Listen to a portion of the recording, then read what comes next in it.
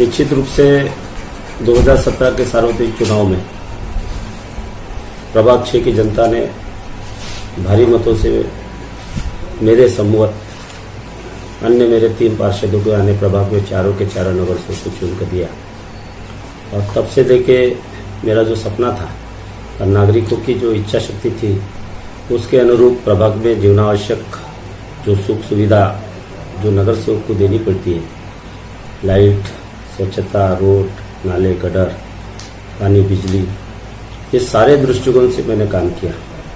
सबसे पहले प्रथम वर्ष में मेरा प्रभाग जो था कुछ आउटर को लगा हुआ है, बिजली से त्रस्त था। मैंने 50 लाख की नस्ती बनाकर पूरे प्रभाग में विद्युतीकरण करके प्रकाशमय प्रभाग कर बनाया।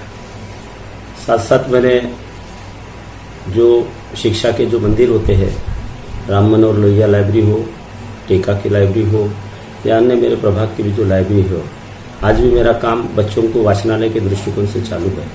ऐसे सारे वाचनालय के दृष्टिकोण से, विद्यार्थियों को सुख सुविधा देने के दृष्टिकोण से मैंने कार्य किया। उतना ही नहीं तो मेरे प्रभाग के अंदर में अल्पभूधारक लोग ज़्यादा संख्या में रहते हैं। एनआईटी का भी फ्लैट से और काफ़ी सालों से गटर लाइन से त्रस्त थे, कंजर्वेशन लाइन के ऊपर कब्जे थे। ऐसे कई सारे प्रभाग, चाहे यादव नगर हो, मंदिरनाथ हो, महेंद्र नगर हो या एकता कॉलोनी हो या पंचशील नगर हो, ये सारे प्रभागों में मैंने कार्य किया है।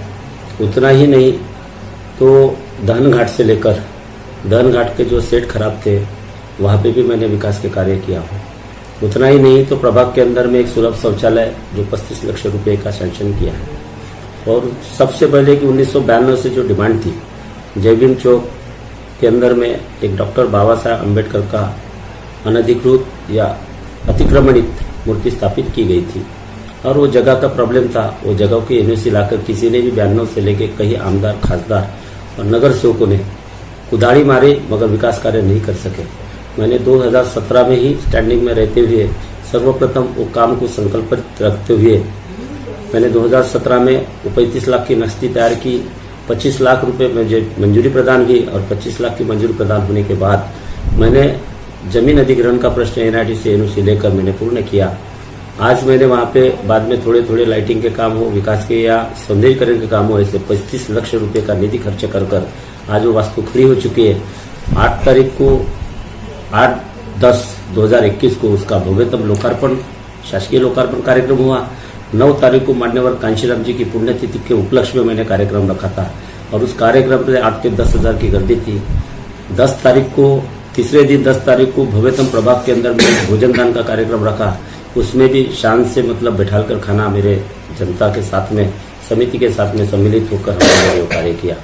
तो प्रभाग के अंदर में 2 साल से कोरोना का प्रादुर्भाव होने के नाते कुछ काम अबाधित रहे, लेकिन फिर भी जो 2021-22 का जो 21-22 का अर्थसंकल्प हुआ, उस अर्थसंकल्प पे भी मैंने बहुत सारे काम लाया हूँ।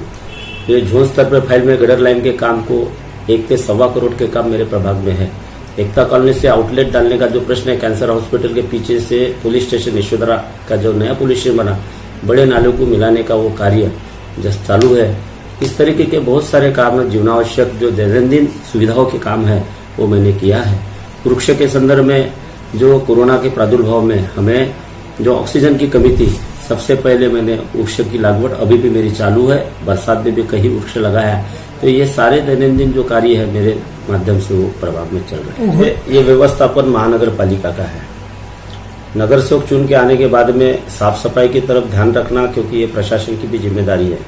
और प्रशासन के पास में वो बीट, रोड, रास्ते सारी चीजें बनाए गए हैं। उसके ऊपर नियंत्रण, जैसा कि एक जमदार होता है, सैनिटरी इंस्पेक्टर होता है, झीडो होता है और झीडो के घन कचरा अधिकारी होते हैं। ये व्यवस्थापन जो महानगर पालिका के कर्मचारियों का व्यवस्थापन होता है। नगर सेवक को जो कंप्लेंट आती है, वो कंप्लेंट के ऊपर में वो जाके विजिट देकर या उन कर्मचारियों को बताकर वो व्यवस्थापन करना उनका कर्तव्य और कार्य होता है। उस दिशा में हम लोग काम करते हैं। अब डेंगू का प्रकोप है, कई सारे भूखंड नागपुर सिटी के अंदर में खाली भूखंड है और खाली भूखंड के ऊपर में ना उनकी टैक्स मिलता, ना शास्ती लगी जाती, ना उनका वसूली अभियान होता, ना उसका कचरा निकाला जाता। डेंगू मच्छर है, कहीं पे भी पैदा हो सकता है और वो उड़ते हुए कहीं पे भी जा सकता है।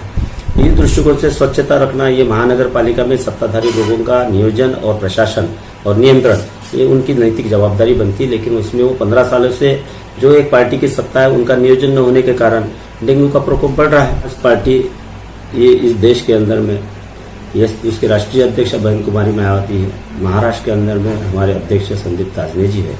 उनके दिशा निर्देशा के अनुसार बहुजन समाज पार्टी हर अंगों को जोड़कर SC, ST, OBC, धार्मिक अल्पसंख्यक, मुस्लिम, सिख, ईसाई, साथ में अपर कास्ट के जो गरीब वर्ग के लोग हैं, ब्राह्मण, क्षत्रिय, वैश्य, ये सभी अंगों की वो पार्टी है और सभी वर्ग के घटकों को लेकर हम लोग नागपुर में भी वो कार्य कर रहे हैं।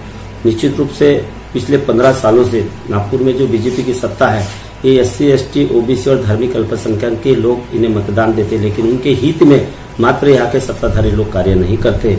जन समस्याओं का अभाव है और विकास की दृष्टि से नागपुर महानगर पालिका दरडोई उत्पन्न बहुत ही कम है और दरडोई उत्पन्न कम होने के नाते यहाँ का डेवलपमेंट, यहाँ की आय बढ़ाना सत्ताधारी का कर्तव्य बनता है।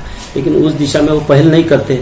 मात्र 2-2.5 हजार रुपये के 200 करोड़ रुपए का बजट बनता है और इस दृष्टिकोण से उसका व्यवस्थापन, शासकीय व्यवस्थापन में ही 1200-1300 रुपये खर्चा होता है, तो विकास कार्य के ऊपर खर्चा नहीं होता है और इसलिए ये डिपेंडिंग रहते राज्य शासन और केंद्र शासन के ऊपर। नागपुर महानगर पालिका की आय बढ़ाने के दृष्टिकोण से यहाँ पे बहुत सारे ऐसे व्यापार संकुल है, व्यापार है, होटल रेस्टोरेंट से लेकर है, लेकिन वहाँ पे मात्र GST नहीं लगे जाते।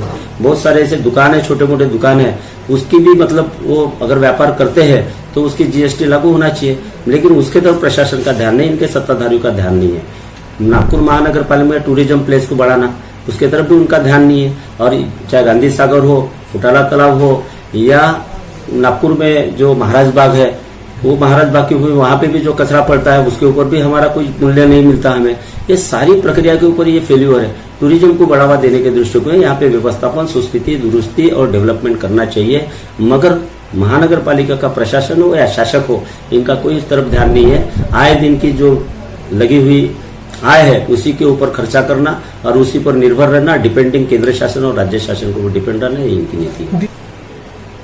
दिवाली ये पूरे भारतवर्ष में ये हमारा एक राष्ट्रीय त्यौहार है और साल में ये पर्व सभी नागरिक मनाते हैं। हर घर में दीपक जले, खुशियाँ आए और ये दृष्टिकोण से हम लोग त्यौहार मनाते हैं और भाईचारा का, सद्भावना का ये त्यौहार है।